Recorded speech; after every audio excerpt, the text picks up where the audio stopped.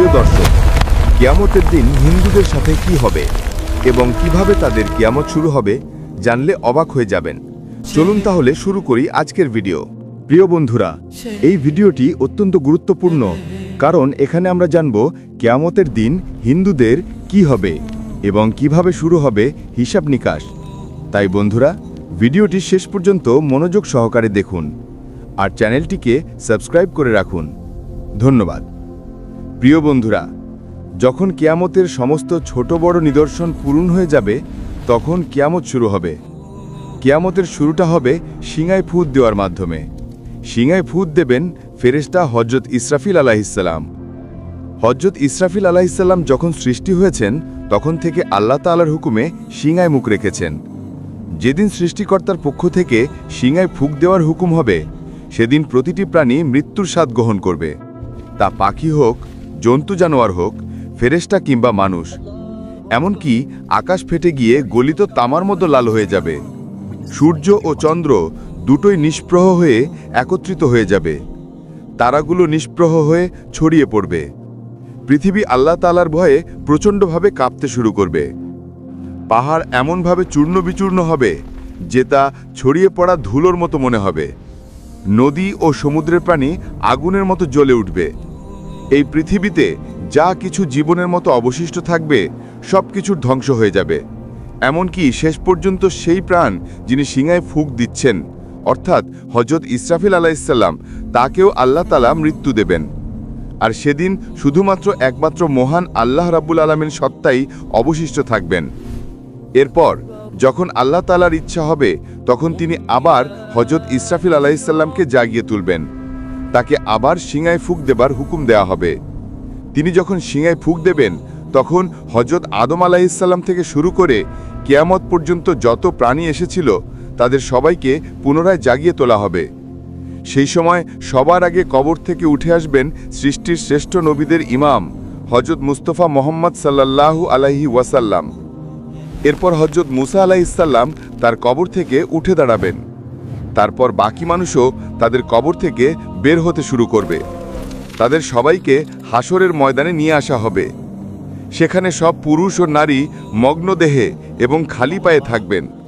কিন্তু ভয় ও আতঙ্কের কারণে কেউ কারো দিকে তাকানোর সাহস পাবে না, কারণ হাসরের ময়দানে সূর্য 10 গুণ বেশি তীব্র হবে। প্রত্যেকে মনে করবে যে সূর্য পৃথিবী থেকে কয়েক গজ দূরে রয়েছে। তীব্র রোদের কারণে মানুষের ঘামে ভিজে যাবে। সেদিন 7 ধরনের মানুষ আল্লাহর আরশের ছায়া পাবেন। নবী সাল্লাল্লাহু আলাইহি ওয়াসাল্লাম বলেছেন, রোদ আর তৃষ্ণার কারণে মানুষ ছটফট করবেন। কেউ কারো অবস্থায় জিজ্ঞাসা করার মতো অবস্থায় থাকবে না। এই অবস্থায় হাজার হাজার বছর কেটে যাবে।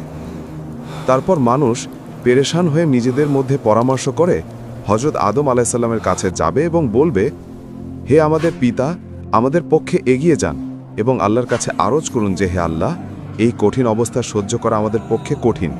আমাদের হিসাব নিয়ে নিন, যাতে আমরা জানতে পারি আমাদের গন্তব্য কোথায়। এই কষ্ট আমাদের সহ্যের বাইরে। কিন্তু হযরত আদম আলাইহিস সালাম তখন বলবেন, না, আমি একটি ভুল করে ফল খেয়েছিলাম এবং সেই ভুলের জন্য 300 বছর কেঁদে কেঁদে ক্ষমা প্রার্থনা করেছিলাম। হাদিসে এসেছে, সমস্ত মানুষের কান্নার আংশিক অংশের তুলনায় হযরত আদম আলাইহিস সালামের 300 বছরের কান্নার পরিমাণ ছিল 9 ভাগ। এত কান্নার পরও আল্লাহ তাআলা তার তওবা কবুল করেছিলেন। এরপর তিনি বায়তুল শরীফ নির্মাণ করেন এবং 30 বার হজ করেন পায়ে হেঁটে। কিন্তু কিয়ামতের দিন তিনি তবুও বলবেন, না, আমি আল্লাহর সামনে যেতে লজ্জা বোধ করছি। চিন্তা করুন, হযরত আদম আলাইহিস সালামের তওবা কবুল হয়ে গেছে, তবুও তিনি এমন বলছেন। আমরা যদি আমাদের গুনাহ নিয়ে তওবা না করে মারা যাই, তাহলে কিয়ামতের দিন আল্লাহর সামনে দাঁড়ানো আমাদের জন্য কতটা কঠিন হবে। এরপর হযরত আদম আলাইহিস সালাম সবাইকে বলবেন, তোমরা হযরত নূহ আলাইহিস সালামের কাছে যাও। তখন সমস্ত মানব জাতি হযরত নূহ আলাইহিস সালামকে খুঁজে তার কাছে আরজ করবে, হে দ্বিতীয় আদম, আমাদের জন্য আল্লাহর কাছে সুপারিশ করুন এবং আমাদের তার সামনে পেশ করুন। কিন্তু হযরত নূহ আলাইহিস সালাম বলবেন, না, আমি আমার ছেলের জন্য দোয়া করেছিলাম। আর আল্লাহ তাআলা বলেছিলেন, হে নূহ, এমন দোয়া করো না, আমি সেই হুকুমের ভয়ে ভীত। আমি কেন সেই দোয়া করেছিলাম তা ভেবেই আমি আল্লাহর কাছে ক্ষমা চেয়েছিলাম, তাই আমি আল্লাহর সামনে পেশ হতে পারবো না। হযরত নূহ আলাইহিস সালামের আসল নাম ছিল আব্দুল গাফফার, কিন্তু তিনি সেই দোয়া করতে গিয়ে এত কাঁদলেন যে তার নাম হয়ে গেল নূহ, যার অর্থ ক্রন্দনকারী। এত কান্নার পরও কিয়ামতের দিন আল্লাহর সামনে যেতে তিনি ভয় পান। তাহলে আমাদের কথা একবার চিন্তা করুন, যারা গুনাহের জন্য কাঁদি না, বরং গুনাহের জন্য খুশি হয়ে অন্যদের কাছে তা প্রকাশ করি। কিয়ামতের দিন আমরা কিভাবে আল্লাহর সামনে দাঁড়াবো একবার ভাবুন। এরপর হযরত নূহ আলাইহিস সালাম সবাইকে বলবেন, তোমরা হযরত ইব্রাহিম আলাইহিস সালামের কাছে যাও। তখন সমস্ত মানব জাতি হযরত ইব্রাহিম আলাইহিস সালামকে খুঁজে তার কাছে আরজ করবে, হে আল্লাহর খলিল, আমাদের আল্লাহর সামনে পেশ করুন। কিন্তু তিনি তখন বলবেন, না, আজ আমি আল্লাহর কাছে যেতে ভয় পাচ্ছি, কারণ আমার জীবনে 3টি ঘটনা ঘটেছিল যা মাসলেহাতের জন্য হলেও সত্যের বিপরীত ছিল। প্রথম ঘটনা ছিল তার কম তাকে কোথাও নিয়ে যেতে চেয়েছিল, কিন্তু তিনি বলেছিলেন আমি অসুস্থ। আসলে তাদের সাথে যাওয়া আধ্যাত্মিক অসুস্থতার মতো ছিল, তাই তিনি তাদের কাছে অজুহাত দেখিয়েছিলেন। কোরআনে আল্লাহ বলেছেন, তিনি বলেছিলেন আমি অসুস্থ।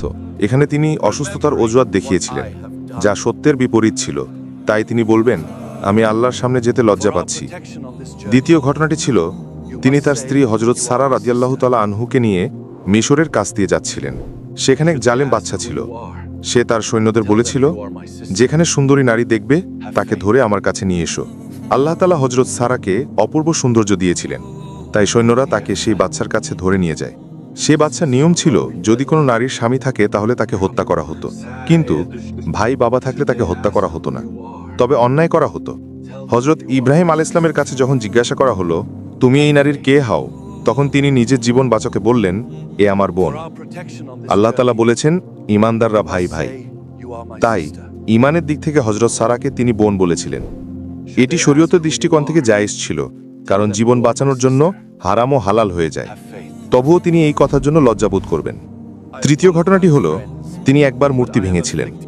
যখন কাফেরেরা তাকে জিজ্ঞাসা করল, আমাদের মাবুদকে কে ভেঙেছে, তিনি তখন বললেন, তোমরা তাকে জিজ্ঞাসা করো যাকে তোমরা বড় মনে করো। তিনি মূর্তি ভেঙে কুড়ালটি বড় মূর্তির কাঁধে রেখেছিলেন, তাই তিনি বললেন, বড় মূর্তির কাছে জিজ্ঞাসা করো। এটি তেমন বড় কথা না হলেও কাফরদের বোঝানোর জন্য করা হয়েছিল, কিন্তু এটি সত্যের বিপরীত ছিল। তাই তিনি বলবেন, আল্লাহর খলিল হওয়া সত্ত্বেও আমি আল্লাহর সামনে যেতে লজ্জা পাচ্ছি।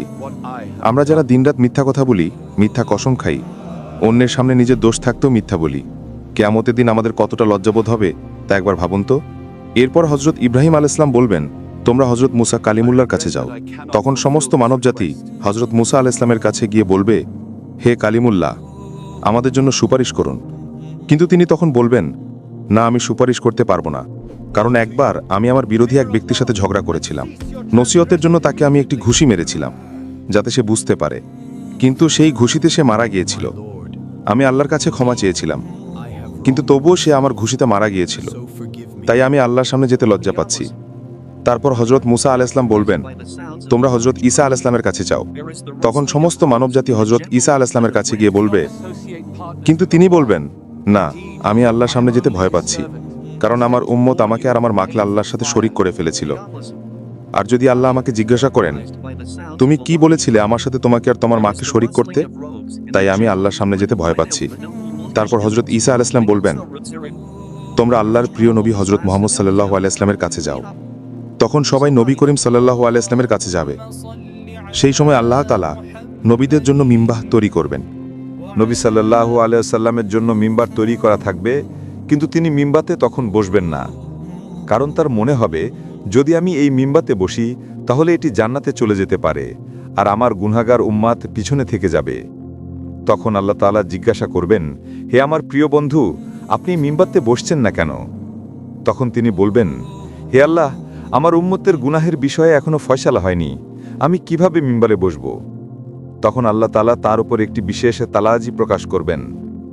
নবী করিম সাল্লাল্লাহু আলাইহি ওয়াসাল্লাম বলেছেন, সেই তালাজির কারণে আল্লাহ তাআলা আমাকে মাকামে মাহমুদ দান করবেন।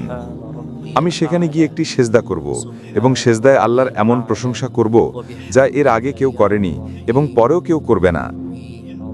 কান্না অবস্থায় আমি সেজদা করব, আল্লাহ তাআলা আমার সেই সেজদা কবুল করবেন এবং জিজ্ঞাসা করবেন, হে আমার প্রিয় বন্ধু, আপনি কি চান? আমি বলবো, হে আল্লাহ, আপনার বান্দাদের হিসাব নিয়ে নেন।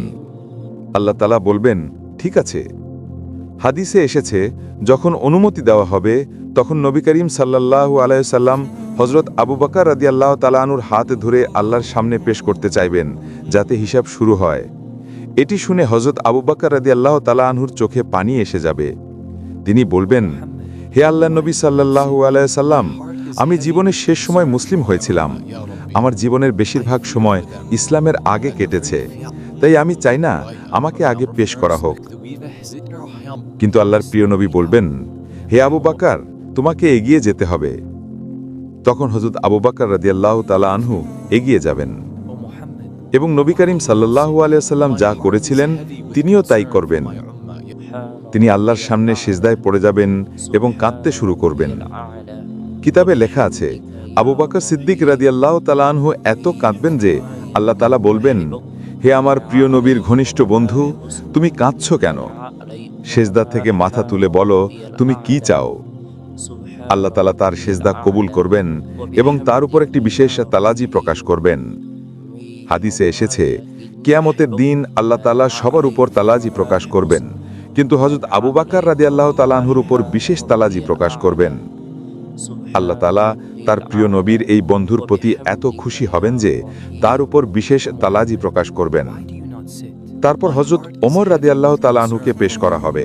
হাদিসে এসেছে, যখন হযরত ওমর এগিয়ে যাবেন তখন আল্লাহ তাআলা বলবেন, হে ওমর, তোমার উপর শান্তি বর্ষিত হোক। আরেকটি হাদিসে এসেছে, কিয়ামতের দিন আল্লাহ তাআলা সবার আগে হযরত ওমর রাদিয়াল্লাহু তাআলা আনহুকে সালাম দিবেন। তিনি এমন পবিত্র জীবন যাপন করেছিলেন যা তার আমল দেখে আল্লাহ তাআলা খুশি হবেন। এরপর আল্লাহর প্রিয় হযরত ওসমান রাদিয়াল্লাহু তাআলা আনহুকে পেশ করা হবে। কিতাবে লেখা আছে, যখন হযরত ওসমান রাদিয়াল্লাহু তাআলা আনহু আল্লাহর সামনে পেশ হবেন তখন আল্লাহ তাআলা তার হিসাব খুব দ্রুত নিয়ে নেবেন। এরপর হযরত আলী রাদিয়াল্লাহু তাআলা আনহুকে আল্লাহর সামনে পেশ করা হবে। হাদিসে এসেছে, কিয়ামতের দিন সবচেয়ে সহজ ও দ্রুত হিসাব হবে হযরত আলী রাদিয়াল্লাহু তাআলা আনহুর। যখন নবী করিম সাল্লাল্লাহু আলাইহি সাল্লামের 4 বন্ধু পেশ হয়ে যাবেন তখন আল্লাহ তাআলার জালাল জামালে রূপান্তরিত হবে। তিনি বলবেন, আজ আমার নেক বান্দাদের আলাদা করো। তখন কাফের ও মুশরিকদের একদিকে এবং নেক বান্দাদের আরেক দিকে আলাদা করা হবে। এরপর সবার আমলের হিসাব নেওয়া হবে। তারপর আল্লাহ তাআলা বলবেন, জাহান্নামের উপর দিয়ে পুলসিরাত পার হয়ে নেক লোকেরা জান্নাতে যাও। যখন মুমিন বান্দারা পুলসিরাত পার হতে শুরু করবেন তখন কিছু মুমিন এমন হবেন যারা বিদ্যুতের গতিতে পার হয়ে যাবেন, কেউ বাতাসের গতিতে, কেউ ঘোড়ার গতিতে, কেউ দৌড়ানো মানুষের গতিতে, কেউ হাঁটার গতিতে, আর কেউ হামাগুড়ি দিয়ে পার হবেন। যারা পুলসিরাত পার হয়ে যাবেন আল্লাহ তাআলা তাদের জান্নাত দান করবেন। যখন তারা পুলসিরাত পার হয়ে যাবেন তখন নবী করিম সাল্লাল্লাহু আলাইহি সাল্লাম মনে করবেন, আমার উম্মতের সবাই আমার সাথে এসে গেছে এবং জাহান্নাম থেকে মুক্ত হয়েছে। তিনি তাদের নিয়ে জান্নাতে প্রবেশ করবেন। কিন্তু যে মুসলিমেরা পুলসিরাত পার হতে গিয়ে জাহান্নামে পড়ে যাবেন তাদের শাস্তি হবে। প্রিয় বন্ধুরা, কিয়ামতের দিন এই ভয়াবহ দৃশ্য আমাদের সতর্ক বার্তা। আজ আমরা যে গুনাহকে গুনাহ বলে মনে করি না, সেই গুনাহ নিয়েই যদি মৃত্যুবরণ করি তবে কিয়ামতের দিন আল্লাহর সামনে দাঁড়ানো আমাদের জন্য কঠিন হবে। তাই আসুন আজই আমরা তওবা করি, নেক আমলে ফিরে আসি এবং আমাদের আমলনামা সুন্দর করার চেষ্টা করি। তো বন্ধুরা, এই ছিল আজকের ভিডিও। আশা করছি আজকের ভিডিওটি আপনাদের সবার অনেক ভালো লেগেছে। যদি ভিডিওটি ভালো লাগে তাহলে অবশ্যই লাইক কমেন্ট করে আপনার বন্ধুর সাথে শেয়ার করুন আর অবশ্যই চ্যানেলটি সাবস্ক্রাইব করুন। আসসালামু আলাইকুম।